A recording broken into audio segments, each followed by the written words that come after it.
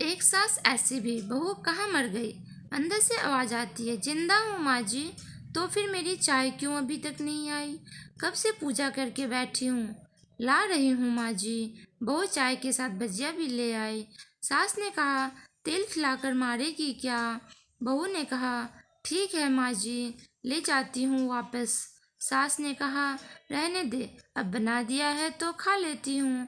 सास ने भजिया उठाए और कहा, कितनी गंदी भजिया बनाई है तुमने। बहू, माँ जी मुझे कपड़े धोने हैं, मैं जाती हूँ। बहू दरवाजे के पास छिपकर खड़ी हो गई। सास भजिया पर टूट पड़ी और जल्दी जल्दी सारी भजिया खत्म कर दी। बहू मुस्कुराई और काम पर लग गई। दोपहर के खाने का वक्त हुआ। सास ने फिर से आवाज लगाई, कुछ खाने को मिलेगा? बहू ने आवाज नहीं दी। सास फिर चिल्लाई, भूखे मारेगी क्या? बहू आई सामने खिचड़ी रख दी। सास गुस्से से बोली, यह क्या है? मैं इसे नहीं खाऊंगी, ले जाओ इसे। बहू ने कहा, आपको डॉक्टर ने दिन में खिचड़ी खाने कहा है, खाना तो पड़ेगा ही। सास मुंह बनाते हुए, हाँ तू तो मेरी माँ बन जा। बहू फिर मुस्कुराई और चली गई। आज इनके घर पूजा थी। बहू सुबह 4 बजे से उठ गई। पहले स्नान किया, फिर फूल लाई और माला बनाई, फिर रसोई साफ की, पकवान और भोज बनाया। सुबह के 10 बज गए। अब सास भी उठ चुकी थी। बहू अब पंडित जी के साथ भगवान के वस्त्र तैयार कर रही थी। आज ऑफिस की छुट्टी ली थी। उनके पति घर पर ही थे। पूजा शुरू हुई। सास चिल्लाती है, बहू ये नहीं है, वो नहीं है। बहू दौड़ी दौड़ी आती और सब करती। अब दोपहर के 3 बज गए। आरती की तैयारी चल रही थी। पंडित जी ने सबको आरती के लिए बुलाया और सबके हाथों में थाली दी। जैसे ही बहू ने थाली पकड़ी, थाली हाथों से गिर पड़ी। शायद भोज बनाते हुए बहू के हाथों में तेल लग गई थी, जिससे वह पोंछना भूल गई। सारे लोग तरह तरह की बातें करने लगे। कैसी बहू है, कुछ नहीं आता, एक काम भी ठीक से नहीं कर सकती, न जाने कैसी बहू उठा लाई, एक आरती की थाली भी नहीं संभाल सकती। उसके पति भी गुस्सा हो गए, पर सास चुप रही, कुछ नहीं कहा, बस यही बोलकर छोड़ दिया, सीख रही है, सब सीख जाएगी धीरे धीरे। अब सबको खाना परोसा जाने लगा। बहू दौड़ दौड़ के खाना देती, फिर पानी लाती। करीब 50-60 लोग आए थे। इधर 2 नौकर और बहू अकेली, फिर भी वहाँ सारा काम बहुत ही अच्छे तरीके से करती। अब उसकी सास और कुछ आस पड़ोस के लोग खाने पर बैठे। बहू ने खाना परोसना शुरू किया। सबको खाना दे दिया गया। जैसे ही पहला निवाला सास ने खाया और बोली, तुमने नमक ठीक से नहीं डाला क्या? एक काम ठीक से नहीं करती, पता नहीं मेरे बाद कैसे यह घर चल संभालेगी। आस पड़ोस वालों को तो जानते ही हो ना साहब, वह बस बहाना ढूंढते हैं नुक्स निकालने का। फिर वो सब शुरू हो गए, ऐसा खाना है, कैसी बहू है, वगैरह वगैरह। दिन का खाना हो चुका था। अब बहू बर्तन साफ करने नौकरों के साथ लग गई। रात में जगराता का कार्यक्रम रखा गया था। बहू ने भी 1-2 गीत गाने के लिए स्टेज पर चढ़ी। सास जोर से चिल्लाई, मेरी नाक मत कटा देना, गाना नहीं आता तो मत गा, वापस आ जा। बहू मुस्कुराई और गाने लगी। सब ने उसके गाने की तारीफ की, पर सास मुंह फुलाते हुए बोली, इससे अच्छा तो मैं गाती हूँ थी जवानी में, मुझे तो कुछ भी नहीं आता। बहू मुस्कुराई और चली गई। सब रात का खाना खिलाया जा रहा था।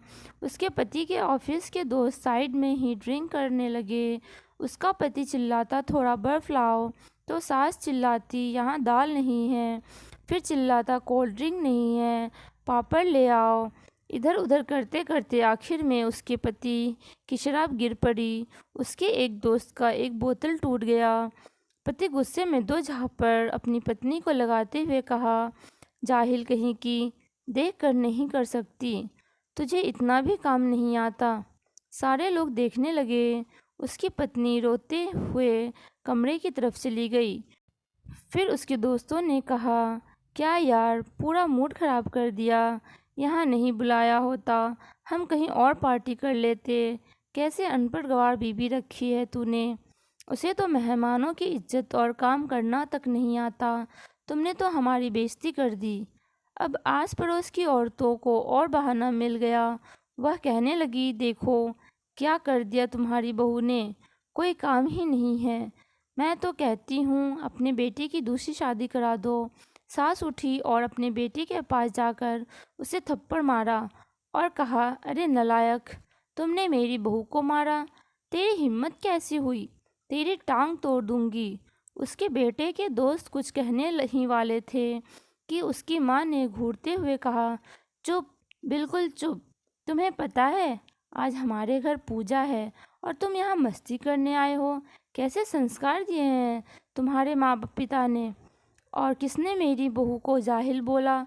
ज़रा इधर आओ, चप्पल से मारूंगी अगर मेरी बहू को किसी ने कुछ कहा तो।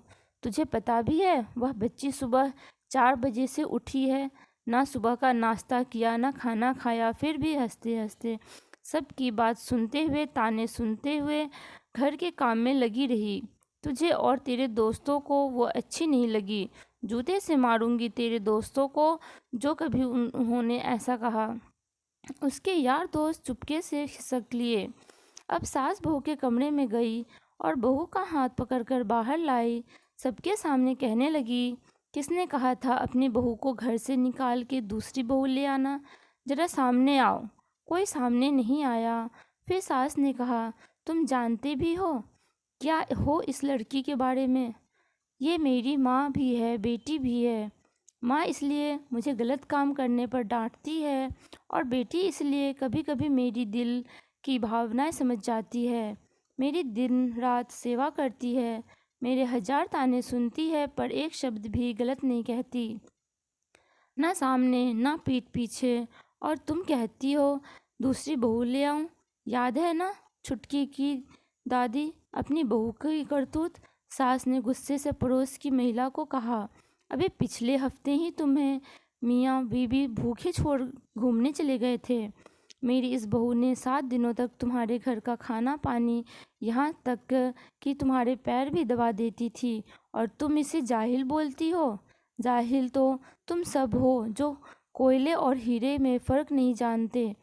आइंदा मेरी बहू के बारे में किसी ने भी एक लफ्ज़ बोला तो मुझसे बुरा कोई नहीं होगा, क्योंकि यह मेरी बहू नहीं, मेरी बेटी है। बहू रोते हुए फिर कमरे में चली गई। सास ने एक प्लेट में भोजन परोसा और बहू के कमरे में खुद ले गई। सास को देखते ही बहू बोली, अरे माँ जी, आप क्या कर रही हैं, मैं खुद ले लेती। सास ने प्यार से ताना मारते हुए बोली, डर मत, इसे मैं जहर नहीं है, मारूंगी नहीं। तुझे नई सास चाहिए होगी, पर मुझे तू ही मेरे घर की बहू चाहिए। बहू ने रोते हुए अपनी सास को गले लगा लिया। सास भी रो पड़ी पहली बार और कहा, चल खाना खा ले। फिर मजाक करते हुए कहा, फिर मेरे पैर दबाने चले आना, और यह ख्याल मन में मत लाना कि सास पैर बोलती है दबाने के लिए तो मैं गला ही दबा दूं, क्योंकि मैं भी अपने सास के लिए यही सोचा करती थी। इस बात पर सास और बहू दोनों हंस पड़े। धन्यवाद। आपको कहानी अच्छी लगी हो तो प्लीज़ लाइक एंड सब्सक्राइब ज़रूर करें।